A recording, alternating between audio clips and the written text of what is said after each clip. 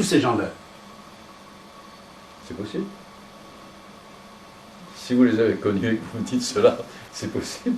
C'est pour ça qu'on ne peut pas donner sa vie sans penser que cette vie, on va le donner pour quelque chose. Et là, ici, il commence quelque chose plus important que l'individu. Oui. Oui, c'est vrai. Croyez-vous à l'éternité de l'esprit et le retour de l'esprit, mon cher maître? C'est une question à laquelle je pense sans arrêt, sans trouver de réponse. Mais dans le fond, maître Jacques Vergès, croyez-vous que l'esprit est éternel? Ça dépend ce que vous appelez esprit. Le moteur de notre corps, de cette cadavre, le moteur, l'essence qui le fait bouger, les rêves qu'on fait, quand on ferme nos yeux, on rêve, on voyage. Et pour la plupart des fois, dans tous ces voyages-là, nous voyons où passer ou le futur. Ça vous a déjà vu, non? Bien. Voyage d'esprit. L'esprit, il peut retourner? L'esprit, vous dites quoi? Oui. Il peut retourner une fois qu'il quitte n'importe quel individu. Là, c'est un problème auquel je ne peux pas répondre. Vous ne voulez pas répondre, mais vous avez peut-être la réponse pour vous. Auquel je ne peux pas répondre pour l'instant. Maître Jacques Vergès, savez-vous que vous êtes un mythe dans le monde? C'est possible.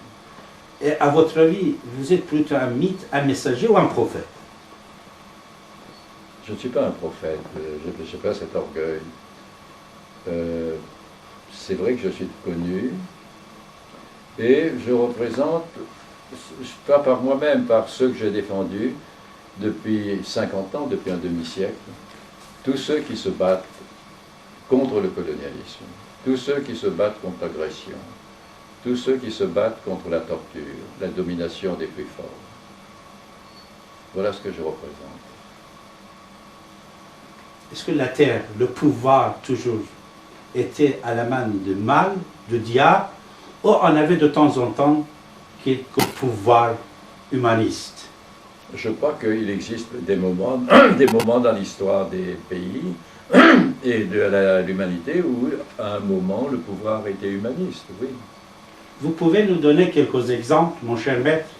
Écoutez, quand pendant la Deuxième Guerre mondiale, à 17 ans, je m'engage dans les troupes du général de Gaulle, il est bien évident que les forces du général de Gaulle représentaient vraiment un pouvoir juste. Ils se battaient contre l'Allemagne nazie, ils se battaient contre les collaborateurs en France, et en même temps, nous étions une armée qui menait une guerre propre. Nous étions victorieux, mais nous menions une guerre propre. Quand on entrait dans un village en Italie, on ne mettait pas le feu, on ne violait pas les femmes. Et demain, la même chose en Allemagne. C'est-à-dire, on peut dire que la France a construit des écoles, Alliance française, les Britanniques des mosquées. C'est ça que vous voulez dire? Non, c'est pas ça. Colonisation? C'est pas ça du tout. Non. Vous parlez des Britanniques. Je n'arrive pas à comprendre comment, à Babylone, les Britanniques ont pu démolir les murs de briques du palais pour construire un barrage. Ça, pour moi, c'est le crime inexpiable.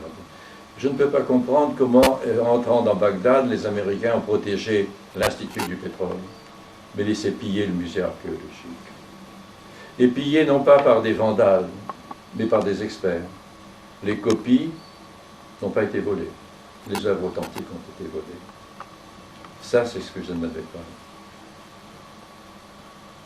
Ça, c'était toujours l'attitude et la méthode des vainqueurs. Pas toujours.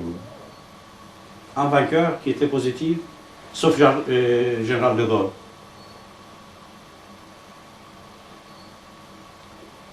Il existe, par exemple, quand les Romains ont conquis la Grèce, ils ont respecté la culture grecque.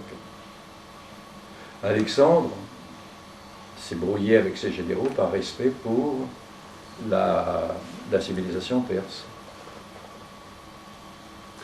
Par exemple, Alexandre, avant d'attaquer la Perse, lui-même, il avait une admiration pour cette civilisation. Oui. Alors, ce n'était pas le cas, c'est-à-dire, plutôt il se voyait d'être l'enfant de la Perse.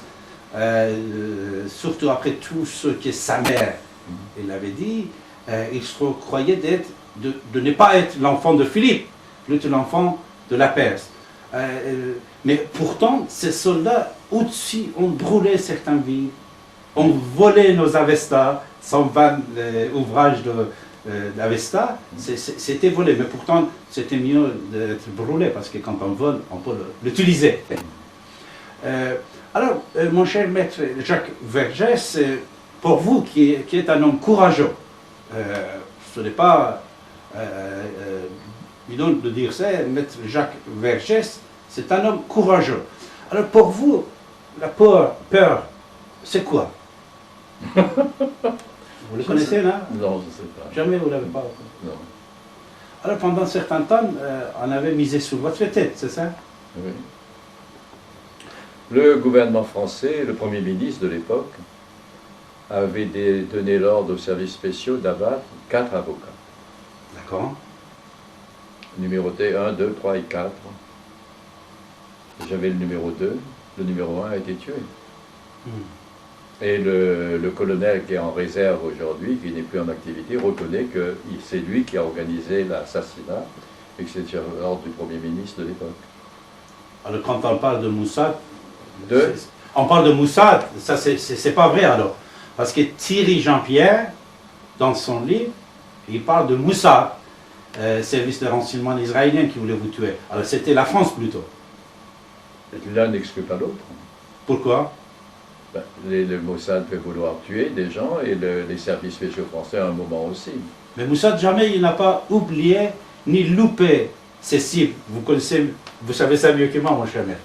Moussad, s'il voulait tuer quelqu'un, même si ça se passe 10 ans, 50 ans, 20 ans, il va arriver à bout.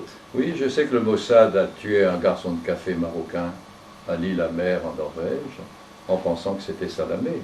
Ouais. Donc le Mossad n'est pas infaillible non plus. Pour vous, votre vie était menacée. D'abord, ou peut-être, on peut commander de temps en temps, non? On pouvait, et le Premier ministre français, il peut être commandé par un autre service de renseignement? Non, je crois pas. Alors, c'est-à-dire, aujourd'hui, grâce à Dieu, grâce au ciel, 85 ans, n'est-ce pas mon cher maître? Pardon? Vous avez 85 ans? Non, non. Non? Non, j'ai seulement 82. 82, encore. Alors, que j'espère, comme on dit chez nous, chez les Perses, on dit, espérons que vous arrivez à 120, 140, comme mon grand-père, il avait vécu 120 ans. Alors je dirais, comme on dit aussi, Inch'Allah. Inch'Allah. Alors, à 82 ans, grâce au ciel, vous êtes toujours vivant. Alors, les menaces qui existaient à l'époque, malgré tout ce que vous avez fait, c'est-à-dire, nous connaissons bien l'histoire. Dans l'histoire, il y a des individus qui font très très peu par rapport à ce que maître Jacques Vergès a fait. Alors, ils sont liquidés tout de suite. Ce que vous laissez toujours vivant, car on est très très content de ça, c'est quoi ça? Peut-être. Alors, on va retourner à notre première question, le ciel. Alors, c'est-à-dire, il y a quelque chose qui nous gère. Mais là-dessus, je vous dis, je ne peux pas vous suivre dans un débat, c'est trop compliqué pour un débat aussi bref. On peut l'utiliser pendant plusieurs émissions, mon cher maître. Oui, mais pour l'instant, c'est une seule émission, on est dans une seule émission qui n'était pas prévue pour durer très longtemps. Alors, mon cher maître, vous avez défendu plusieurs chefs d'État. Oui. Est-ce que vous avez travaillé, sauf les chefs d'État que vous avez défendus, pour le gouvernement, c'est-à-dire n'importe quel gouvernement, est-ce qu'il vous a fait... Là-dessus, il y a une légende inspirée par mes adversaires, je n'ose pas dire mes ennemis. Je n'ai jamais défendu, en général, quand on dit que je défends des chefs d'État, je défends des pays. Quel que soit le régime en Afrique d'un pays, quand une société de bâtiments et de travaux publics française ou américaine ou allemande construit un complexe hôtelier immobilier et commet des malfaçons, défendre la société locale contre la société occidentale, ce n'est pas défendre le chef, c'est défendre les intérêts du pays. Bien sûr. Et même si le chef est un dictateur. Je vous dis, on ne parle pas des chefs, les 3 chefs africains. Non, est-ce que vous avez eu des contrats avec d'autres gouvernements? Par exemple, le dossier de Anis Nagache, Oui. vous a été proposé par qui? Par Nakache. Par lui-même. Oui.